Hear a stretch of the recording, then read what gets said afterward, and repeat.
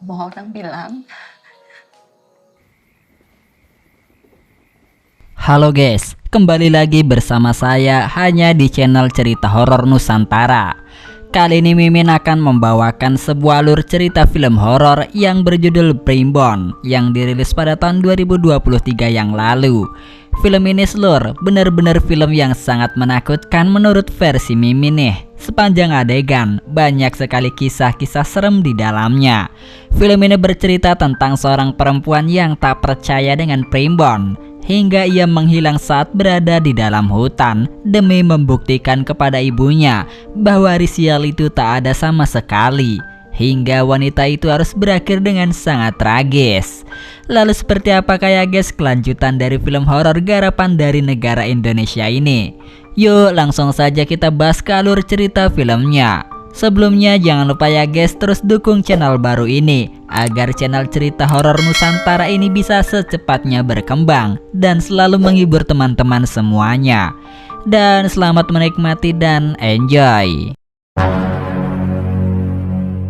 Awal film kita akan diperlihatkan seorang wanita bernama Rana bersama dengan seorang teman laki-lakinya yang bernama Janu. Saat itu Rana mengajak Janu untuk pergi ke dalam hutan untuk membuat sebuah video kejutan hari ulang tahun ibunya. Namun saat mereka berdua telah berada di hutan, justru Rana malah menghilang. Akhirnya keesokan hari, para warga dibuat gempar dan langsung mencari keberadaan Rana di dalam hutan. Kedua orang tuanya pada saat itu langsung mengerahkan bantuan tim SAR dan juga para warga untuk mencari di sebuah hutan. Namun sangat disayangkan pada saat pencarian tersebut, Rana tak pernah ditemukan keberadaannya.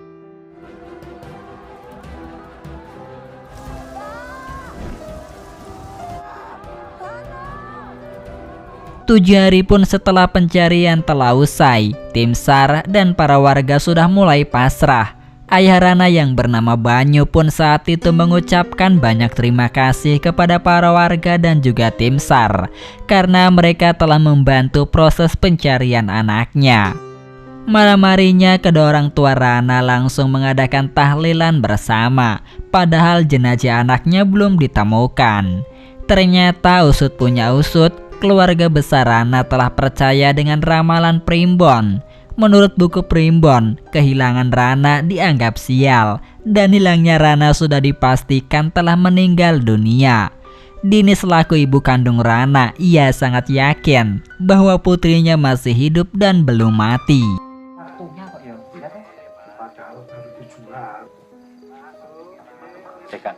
ya.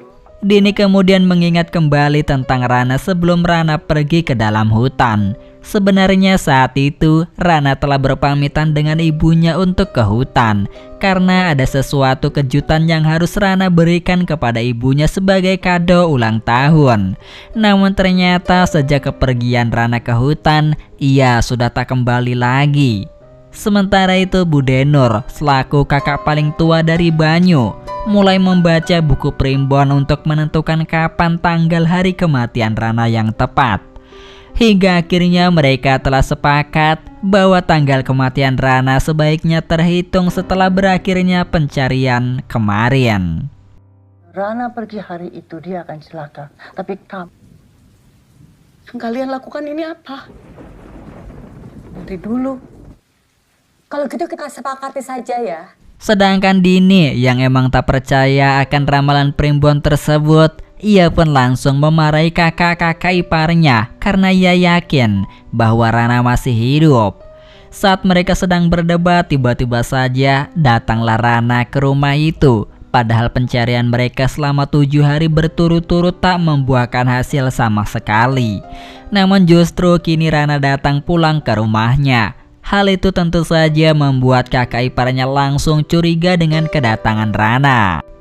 Dini kemudian langsung membersihkan kotoran yang menempel pada tubuh Rana. Meskipun pada saat itu Rana belum sepenuhnya mengucapkan kata sepatah apapun. Kemudian ketiga kakak Banyu langsung menanyakan hal-hal tentang keanehan pada Rana. Di antaranya mereka bertanya apakah kaki Rana masih menapak di tanah ataukah apakah Rana masih bersikap normal setelah kejadian itu. Pasalnya ramalan menurut buku Primbon tak akan pernah meleset bahwa Rana telah tiada.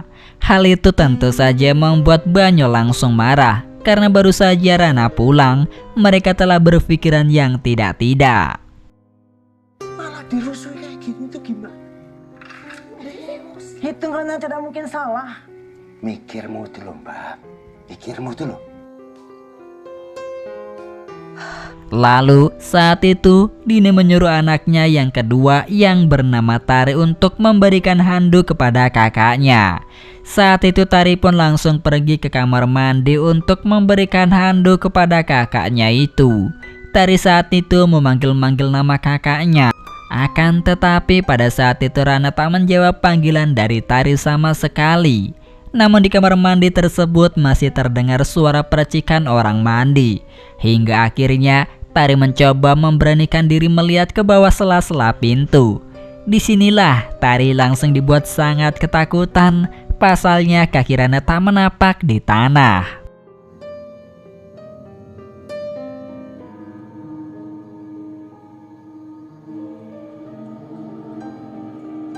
Kemudian yang memperlihatkan Dini dan Banyu. Saat itu Banyu disuruh oleh Dini untuk membeli stok bahan makanan untuk mereka karena stok bahan makanannya tinggal sedikit. Saat itu Banyu mengatakan kepada istrinya bahwa besok dirinya akan memanggil seorang dokter untuk memeriksakan kondisi Rana untuk memastikan bahwa Rana baik-baik saja. Akan tetapi justru Dini tak mengizinkan suaminya untuk membawa dokter untuk memeriksa kondisi anaknya. Sudah ya, aku capek. Capek. Ini benar-benar baru pulang setelah dianggap Lalu yang memperlihatkan percakapan antara Tari dan juga Rana. Saat itu Tari mencoba untuk mengajak kakaknya berbicara. Namun kakaknya sama sekali tak merespon perkataan dari adiknya. Alhasil Tari pun langsung beranjak tidur. Nah disinilah keanehan mulai terjadi. Pasalnya ada tangan yang mencoba untuk memegang tubuh Tari. Namun ketika Tari terbangun, justru tangan tersebut bukanlah tangan kakaknya. Mbak cuma mau nyanyi sama bapak ya, gak mau sama...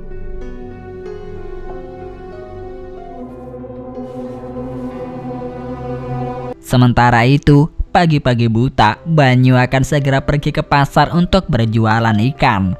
Saat itu ia melihat bahwa Rana sedang makan mie instan. Banyu mengatakan bahwa pagi nanti akan ada seorang dokter yang akan memeriksakan kondisi kesehatan Rana. Seketika itu Rana pun langsung menghilang secara tiba-tiba. Buat meriksa kamu. Singkatnya sesampainya berada di pasar, Banyu langsung beraktivitas seperti biasanya. Ia langsung menyiapkan segala sesuatu keperluan berdagangnya. Hingga ketika ia sedang memotong ikan, ia sempat teringat tentang kejadian sebelum anaknya pergi ke dalam hutan. Pada saat itu, ternyata sebelumnya Rana telah meminta izin kepada ayahnya bahwa ia akan pergi ke hutan bersama dengan Janu karena ia akan memberikan kejutan kepada ibunya yang sedang berulang tahun. Awalnya Banyu saat itu telah melarang Rana untuk pergi memasuki ke dalam hutan karena menurut hari Primbon ini merupakan hari buruk, apalagi saat itu ibunya telah ulang tahun.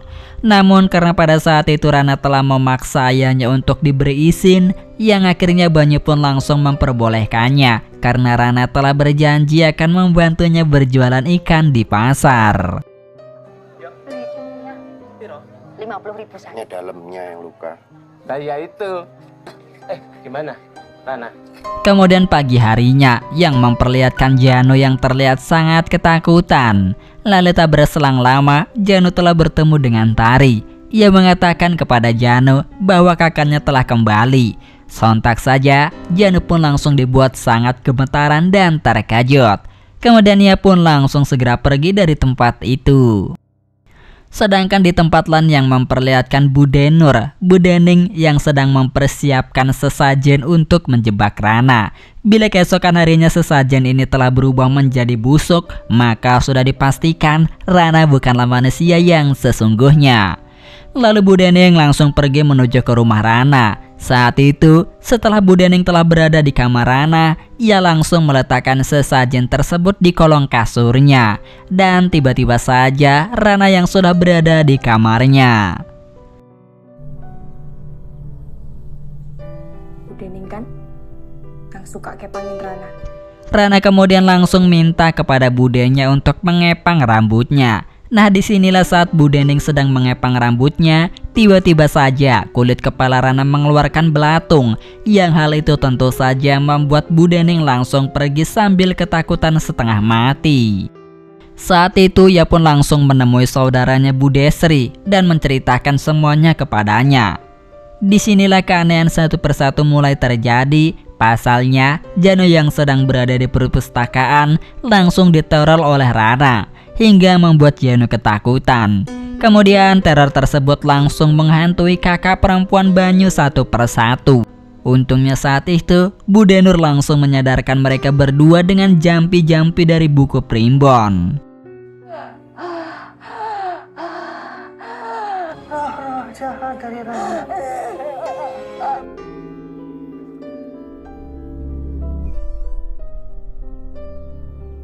Kemudian keesokan harinya Bu Desri bertemu dengan Rana di rumahnya. Rana kemudian langsung memberikan sesajen tersebut. Dan ternyata sesajen itu ternyata tak membusuk sama sekali. Saat dalam perjalanan tiba-tiba saja sesajen tersebut terjatuh karena keserempet motor. Dan ternyata kembang sesajen itu langsung berubah menjadi busuk. Lalu yang memperlihatkan kedatangan seorang dokter. Saat ketika dokter itu memeriksa mulut Rana, tiba-tiba saja ia melihat ada banyak belatung di dalamnya. Akhirnya dokter tersebut pun langsung pergi. Bicara apa, Mbak? Mbak, bunga ini masih bagus kok, Mbak. Kamu simpen apa?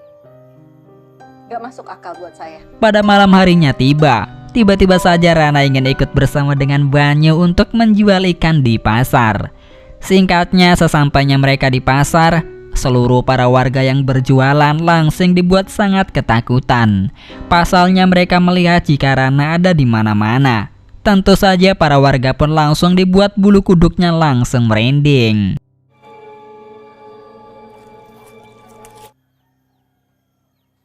Sekali yang baru sembuh dari sakit, harus bikin.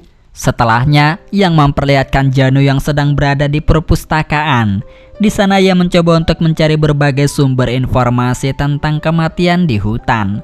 Tak berselang lama datanglah Tari. Kemudian ia langsung bertanya kepada Janu, mengapa sejak Rana pulang ke rumah, ia tak pernah lagi menjenguk Rana.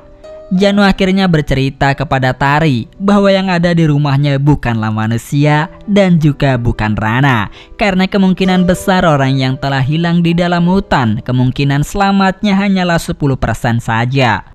Janu langsung menceritakan kepada Tari bahwa saat ia dan Rana berada di dalam hutan, malam hari itu kebetulan hujan turun. Janu mengajak Rana untuk pergi menaiki tebing. Namun Janu tidak tahu bahwa menurut hari primbon, hari itu adalah hari kesialan bagi Rana. Hingga akhirnya Rana pun terjatuh dan tak kembali lagi. Satu-satunya cara untuk...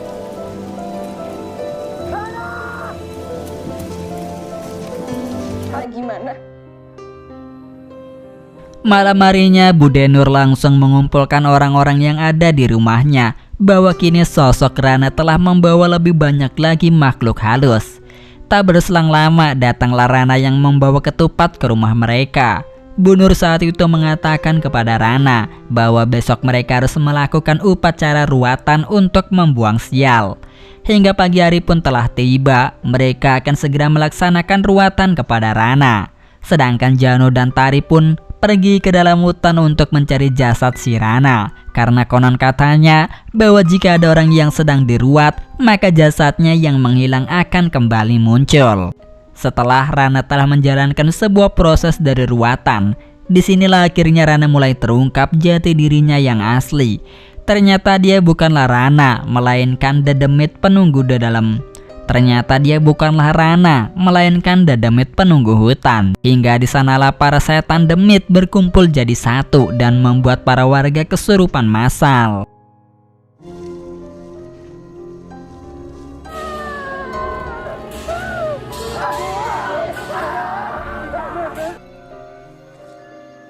Sementara itu, Janu dan juga Tari akhirnya mereka telah bertemu dengan jasad Rana yang kondisinya sudah tak bernyawa dan sangat memprihatinkan. Mereka pun kemudian langsung membawa jasad Rana ke rumahnya. Ibu dan ayahnya tak percaya bahwa anaknya sudah tak ada. Dan di akhir film, Rana sebelumnya telah merekam kejadian di dalam hutan. Intinya sih Rana ingin membuktikan kepada ibunya bahwa hari sial atau hari buruk itu tidak ada. Karena menurut budenya, ibunya lahir di hari yang sial menurut catatan primbon kepercayaannya. Namun siapa yang menyangka, ternyata aksi Rana tersebut justru berujung malapetaka untuk dirinya sendiri. Dan film horor yang berjudul Primbon yang dirilis pada tahun 2023 pun telah berakhir hanya sampai di sini saja. Terima kasih kepada teman-teman hororer. Semoga kalian bisa terhibur dengan channel Cerita Horor Nusantara. Sampai jumpa kembali di alur film berikutnya. Bye bye.